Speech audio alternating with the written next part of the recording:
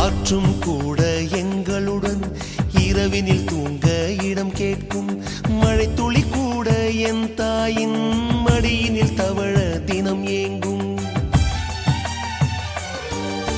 நத்தை கூட்டின் நீர் போதும் எங்களின் தாகம் தீர்த்து கொள்வோம். கத்தும் கடலும் கை கட்ட கவிதைகள் போலே வாழ்ந்து வந்தோம்.